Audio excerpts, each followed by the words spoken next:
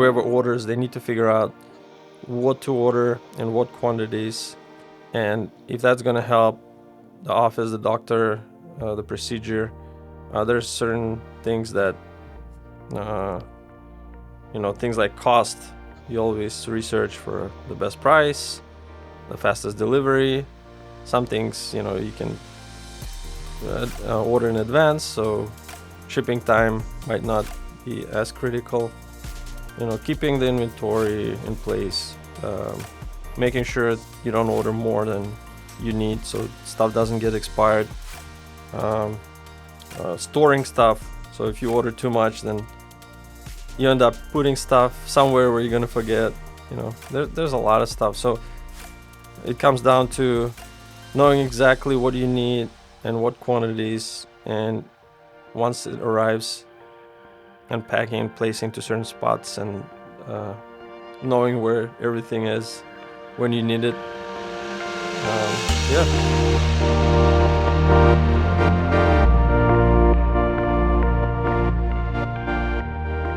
Ayrat, Yes, Tiger. how you doing? Doing well. How are you? Fantastic. Thanks for allowing me to spend the last 2 or 3 weeks at your practice. So for everybody watching, we're at the Cedar Park Dental Wellness, one of our Zen customers. And I came probably one of the Saturdays, it was like a month ago. Mm-hmm. And I wanted to take a full inventory just for fun, Mm-hmm. for one project that we're building internally. And then I tried to do that. And after 3 hours, I was only done with sutures. And I realized that I don't know anything. I don't know anything. Instruments, nothing. And so I came up to you and I said, I think I should work here. Yeah. And by the way, thank you for spending a couple of weeks working for free, organizing our sterilization process. And, Happy to do it. And all the supplies. It was, I think this is the biggest thing that missing in most of the vendors that trying to coach and guide dental offices to organize the process. Those most of those people don't have any real life experience, and for us as a dental office, it's hard to explain certain things, how things work, just because we live here, and from outside everything looks easy and perfect, and in real world there's so many little things that you can account for. Yeah. Even Zen Supplies itself, or the new platform, I was struck when I needed to place my first order, when you allowed me to take over the ordering. Mm-hmm. And I'm just, okay, so I'll just go in and I place the order. And I almost started complaining, like, how is this supposed to work? Like, exactly. I can't, like, what is going on here? And I ended up using the spreadsheets. I ended up using all these different things. Mm-hmm. The primarily spreadsheet, and we bought a lot of things outside of Zen because we just don't have these vendors yet. But now I can see the pain. Like, it's really difficult. Mm-hmm. And your new Zen Supply platform, it's one of the most intuitive, easiest softwares to work with for supply management and orders. I did some research before we start using Zen 1. And I think this real life experience is going to help you to improve things. I feel like, every software company should do that. That's great. I think we're going to do it moving forward as well. So now we're looking for an engineer to hire here locally in Austin. And I think we're going to do it mandatory that 1 day a month you need to work at the office. So like, if you guys will allow us to send our people to like just help with the sterilization, work free a day in the back office cleaning instruments, like that would be huge help for us to understand what's going on. Yeah, that's a great process. Let's see how we can help. Let us know. Yeah. What's your overall like thinking about inventory and ordering? Because I know before I came, you were doing all the orders, and you didn't delegate it yet, right? And so, what are the challenges that you're thinking when it comes to ordering? Like overall, I would even not, don't consider Zen or anything, but like when you in charge of ordering, what goes through your mind? Yeah. So basically, uh, doctors the ones that um, know what they want to use. Sometimes they don't know. Most of the times they don't know. But whoever orders, they need to figure out what to order and what quantities, and if that's going to help the office, the doctor, the procedure. There's certain things that uh, things like cost. You always research for the best price, the fastest delivery. Some things you can order in advance, so shipping time might not be as critical. Keeping the inventory in place, making sure you don't order more than you need, so stuff doesn't get expired.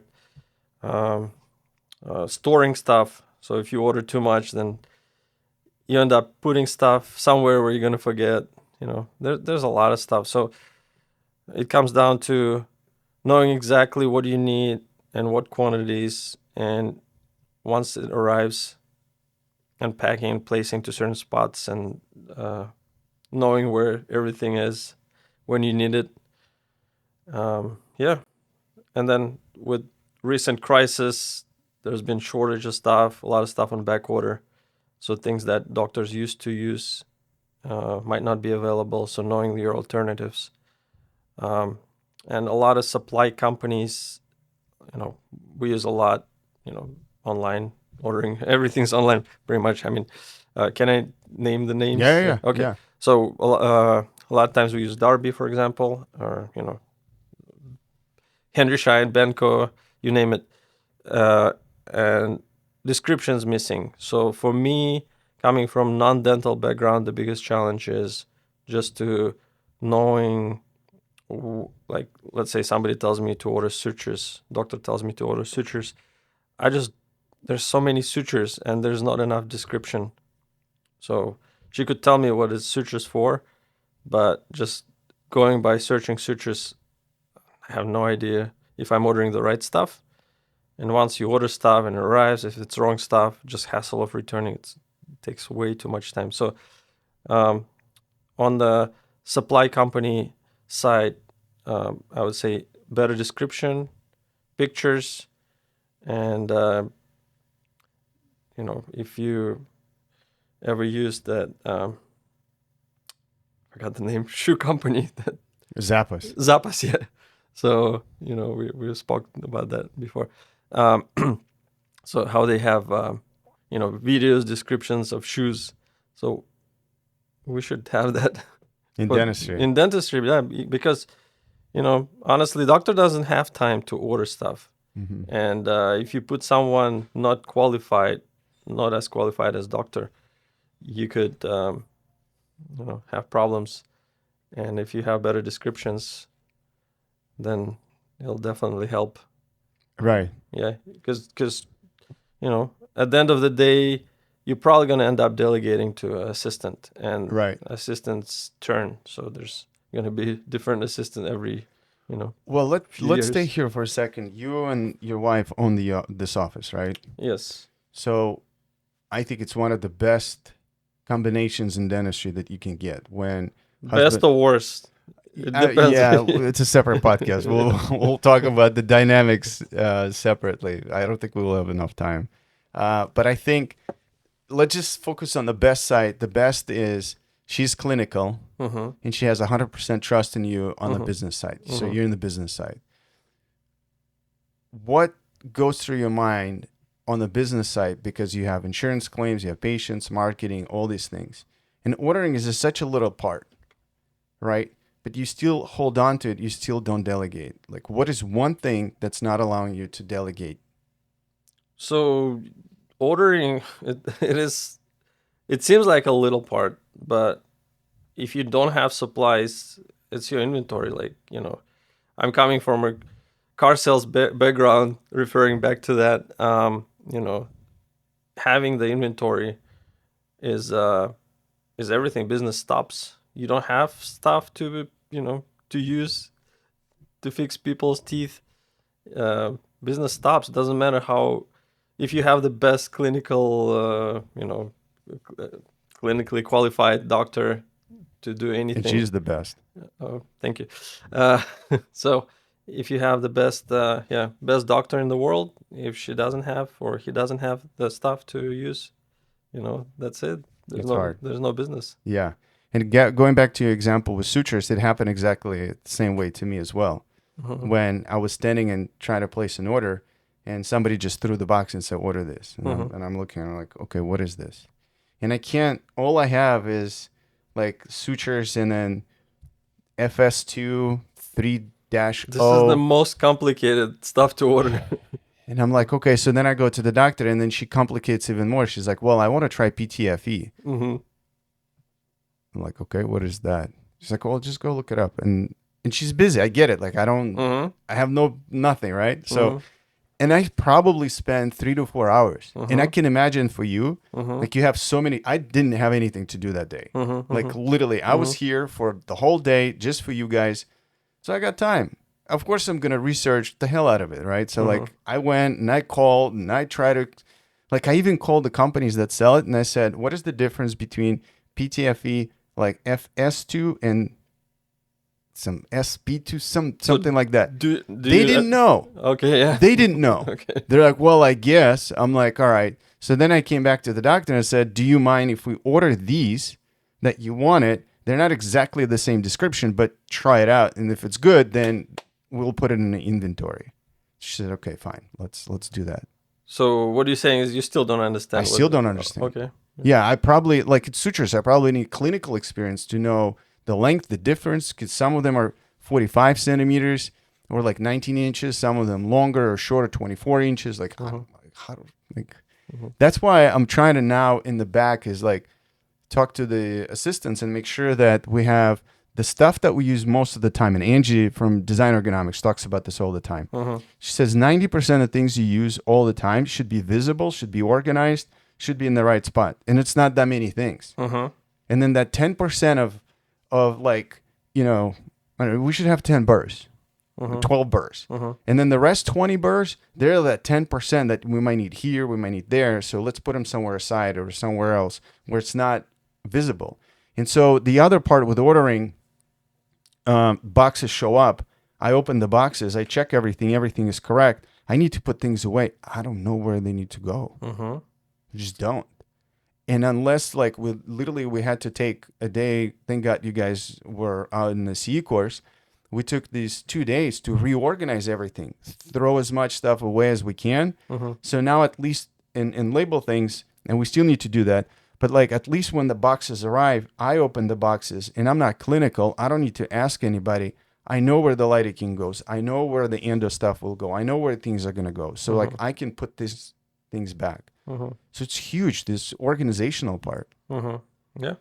And that could set you back very far, like, and stop from producing, and you could be running around looking for supplies and, right type of sutures. Right. And this is the last thing you want to do in the middle of especially like a surgery. Right. So, Right. yeah, it's huge. And then another thing is when you think about this in a busy practice, just the cost of supplies might be not on the first place anymore. It's like when you need right type of suture in the moment and patient has that flap open, sitting in the chair, you don't care how much you pay for the sutures at that moment. Right.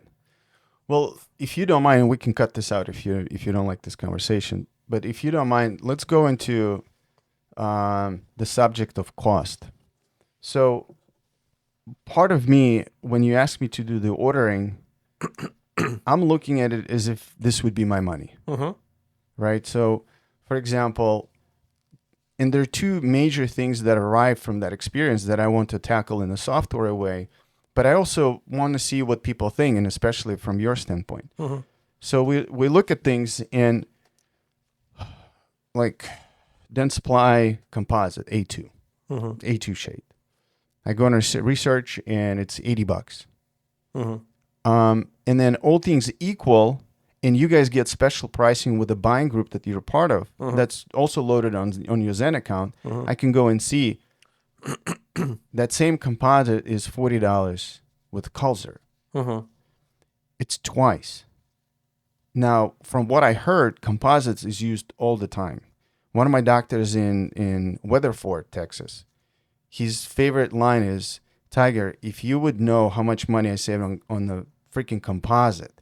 He's like, I put my kids through college just on how much I saved on composite. He's like, it's a composite, right?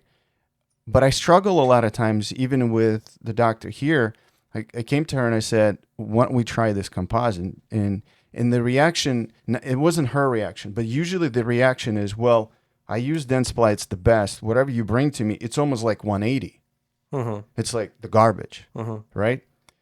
It wasn't her reaction, but it was sort of like, should I not? Because I have what I have.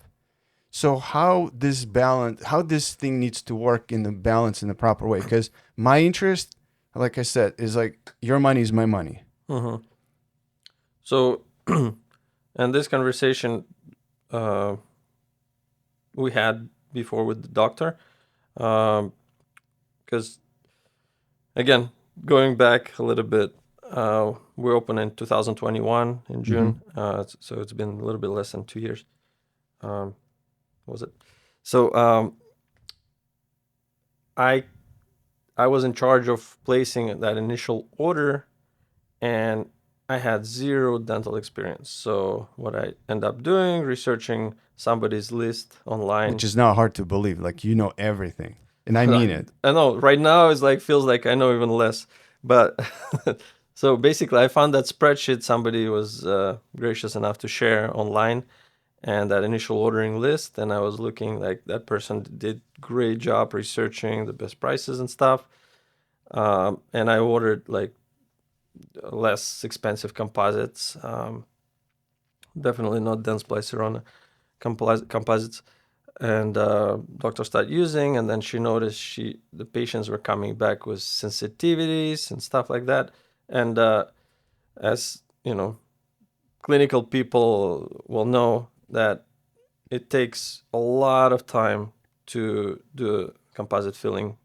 You know, if you want to make it, especially if you want to make it look nice, it's one of the most technique sensitive, one of the most common procedures, but one of the most technique sensitive. If you're not doing it like perfect, then patient might come back with a sensitivity, and you keep redoing it, and then it could put you back with a lot of unnecessary chair time for the same patients without getting paid for it. So when she was trying, she hasn't tried a lot of different brands, but somehow she came across that Dentsply Sirona brand, and she noticed she was able to deliver good results and without seeing that patient ever again for the same filling. And she's like, I don't have time to see those patients back. Let's not risk it. Let's just keep that. I know it's expensive, but is it worth it to see that patient twice or more for the same filling? And our research stopped because there's a bunch of other stuff we need to deal with on day to day. Right. And that's the reason why we stuck with this. And then going back to that, your doctor mentioned, it feels like we saved a lot of clinical time, probably not quite enough to put our kids through college, but we're saving a lot of clinical time, and which is more expensive than any composite on the market. I think my argument with that is it's that 180 philosophy. It's not that composite that you're going to be replacing with is going to cause you clinical time. As you're searching, and maybe that's the part that we need to do better, is how do we recommend a different option that's as equal quality-wise? Exactly. That it's not going to require you additional clinical time.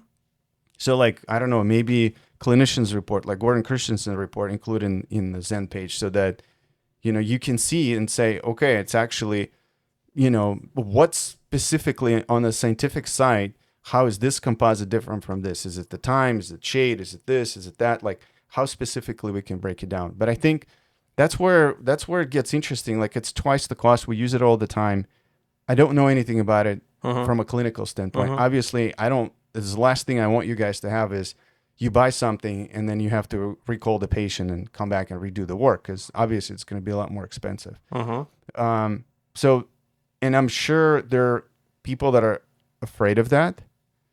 But I also think, like, again, back to clinicians report, I think that's what their job is, right? Like they're trying to do all that research for all these different products independently so that you as a doctor or the doctor here at the office can decide and go through very quickly and say, yeah, that's pretty equal. I can leave with these differences.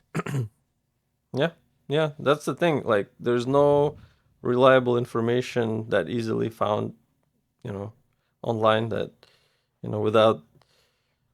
And those reports, like, you could see those researchers and reports, and we all know, they're not always accurate. Depends who pays for them. Right. They got to be independent. Yeah. Yeah.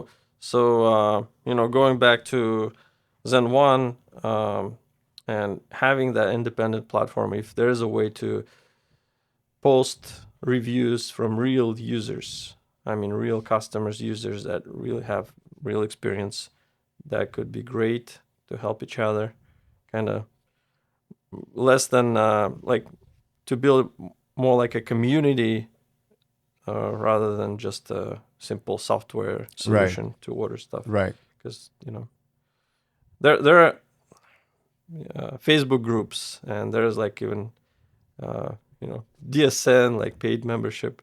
So that's why people stay in DSN. It feels like they pay money for it. They rather than going just to for free, people, DSN Dental Success Network. Yeah, a group. Going then free Facebook groups, because free Facebook groups flooded with a lot of opinionated people. And couch advisors, or what are they called now? Yeah. And they don't have to pay to be in those groups, and they're not motivated to give quality advice. Yeah. And there's a lot of vendors there too, so kind of defeats the purpose. Yeah. So there's no reliable information. It feels like, at least I haven't found reliable information source. Talking about reliable information, even on compliance side, right? I'm learning about sterilization process, and again, we can cut this out if you want. I'm trying to figure out, okay, all the instructions that come with the sterilizer when I go online, you need to run a sport test on a normal load, meaning that it's normally loaded and you go. I called 3 experts, and I debated them, and I said, look, because I was told here at the office that you guys were trained by the manufacturer, by equipment people, that it needs to be on an empty.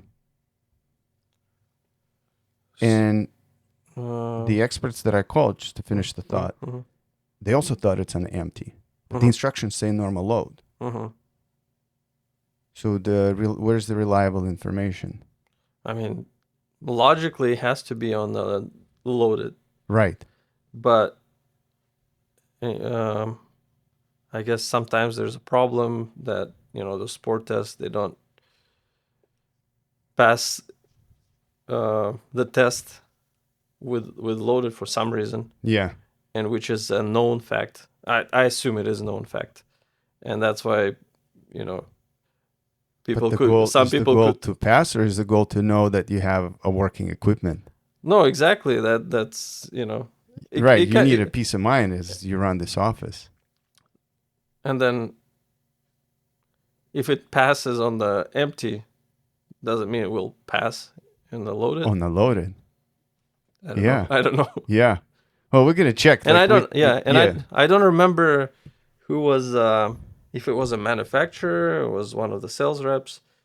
I don't remember exactly. It's been almost 2 years. But I totally agree with you. It's like I don't know how to explain this. Like running a dental office, it's almost like you're like wandering by yourself, like in the woods. Like, okay, how is this done? And the problem is their experts are out there. Right? They're all out there. But they're busy. But where are they? Like when you need them, how to put this all together to say, all right, how do I do the tray? All right, I actually need to have a cover on the tray. It's the infection control protocol. Okay, then, but what happens if this question arises? Where do I go to ask that question? Like, so do I go on Facebook and by the time this and you call somebody, you leave the voicemail? That's what happened too. Like it sounds so easy, some of the things, even with ordering, but I ended up calling companies, leaving voicemail. By the time they reply back, like one of the companies that you and I don't want to mention the name, I try to place an order. You said go online and see what's online because we placed an order before. There's nothing online. I call them. They're like, oh, yeah, it's not online, but this is what you ordered before, right? Again, I have all the time in the world to do that. You don't, right? Offices don't.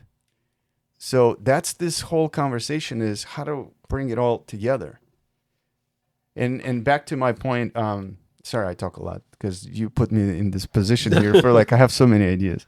And then the last thing on ordering is one is this conversation, $80 versus $40 for a composite. The second conversation is, again, not to put your assistants on the spot, but the ordering, and it's not your office, only your office, most offices. Most of the ordering is guessing. How many boxes of Cetacane do we need? Well, order 3. Why 3? Well, where was the order 3? What do you mean we always order 3? Like, can we get a little bit more like accurate? How many boxes we actually need? Are our ups stocked? Yes. They stock for a week or two, about 2 weeks. Okay. Do we have anything in the tip-up bins? Yeah, we have a little bit. So then why would we order 3? So it's a lot of guessing. Even with you and I, when we ordered something, you looked at the shipping costs and you're like, if I order this, I'm going to pay $15 for shipping. I would much rather order 2 boxes. And it was like $68 something. So now it ended up being $130 some dollars plus the shipping, and the shipping is cheaper. And you're like, it's not going to expire. We use it anyway. So this to me is very fascinating. Like this is where I would like to have some kind of guidance for the offices to say, based on your previous history and future appointments, you only need 1 box. Do you see a problem here, or No, I am I see. over exaggerating? No, yeah, definitely. Depending on what it is, I don't remember exactly what we ordered, but Yeah. yeah, definitely. You need to find the spot to store it.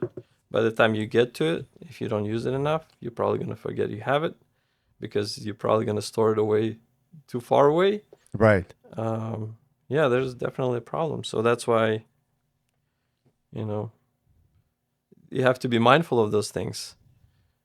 And absolutely, it's a trap. I wonder if manufacturer companies or supply companies, they probably make that trap on purpose because they probably know, like, hey, if we give them discount on shipping, they're gonna order more, and they end up buying more because for whatever reason. I don't know if that's the real logic. I actually talked to all parts of this conversation, right? I talked to you, I talked to dental assistants, I talked to manufacturers. I think they also live in the bubble because most manufacturers don't have access to the real sales data because it's sold through Henry Schein. Oh, okay. What they do have access is zip codes and some little information on volume. And manufacturer reps, I feel like they're also living in the bubble where, yeah, offices are buying a lot. So let's get a promotion. Let's make sure they have a lot of products. So I don't think they're doing it for their own reasons. I think that's the feedback that they're getting from the machine that was created. And the machine that was created is no statistical data. We're just buying based on guessing and feelings. We're just going to buy in whatever happens. We buy a lot because, God forbid, we run out. And that's the machine that was created. And everybody's feeding that machine. And now when you're like, raise your hand and question and like, wait a minute, but why we're doing this way? Don't ask. You don't understand anything. You're not clinical. It feels like scarcity mindset especially because of the COVID stuff, shortage of supplies. Right. It actually, it hits us in the wrong way right now. It's just people scared. Yeah. They're gonna run out of stuff. Maybe that's what it is. Yeah. Well, we're out of Oral-B floss. It's backordered everywhere. Is it? Okay. I didn't know.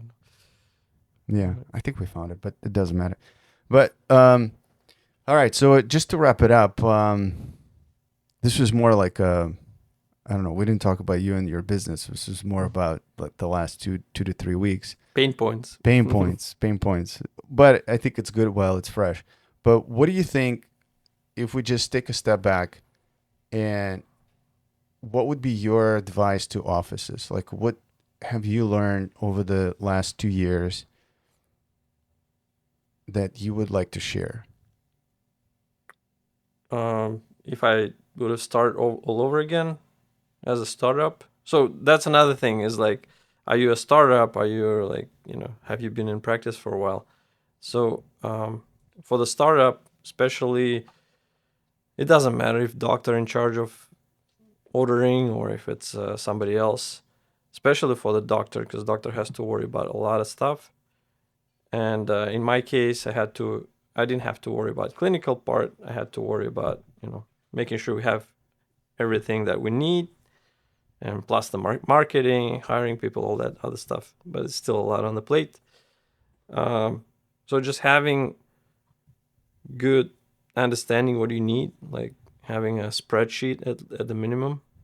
If you're not ready to sign up with companies like like Zen, um, ideally, uh, yeah, have some support in the form of Zen. But if you don't have it, just do the spreadsheet. Make sure you have all the reliable information on what you need to order, and don't try to overstock. Just uh, go easy on it. So make sure you have enough storage space in your sterilization. That's the biggest thing. So when we designed the place, so I was always like concerned, are we going to have enough storage space? Because everyone I talked to along the way of building the office, they said there's never enough space for storage, for Right. storing stuff. But then you don't want too much space because you end up, having more stuff than you need. So Right. just having just right amount of space, and tip out bins help a lot. Open shelf concept helps a lot, and knowing what you order, where you have it, things like that, and just try to have enough for what is it, traditionally a couple weeks, Right. Yeah, and 2 weeks. 2 weeks, and then keep an eye on what you have, and then build the system that way. Um, yeah, Okay. that's the advice, I And guess. the last question, I promise. How would you recommend doctors and office managers delegate this process? What would be steps of delegating? And again, coming from the startup side, um, there's a lot of things you're going to end up training your staff. And most of our staff didn't have any dental experience before or had limited dental experience in the US. Um, so you just have to train them, just share, talk to them. And I don't know, I don't have a good rule to delegate. It's just work closely and just realizing, everyone have to be realizing that supplies, that's a very important part of the business. Just having enough supplies, having the right supplies, knowing where your supplies at any given time. um, yeah. Cool. Thank you. We'll do another follow up after maybe like another 2 to 3 weeks, just Sounds good. to talk about more learnings and stuff. But this was great. I'm really grateful for the opportunity. And, for all these years that I've been running Zen, I feel like I didn't know anything up until the last 3 to 4 weeks. So All it's right. been very insightful. Yeah, thank you for having me here. Yeah, we'll do more. Okay. Thank you.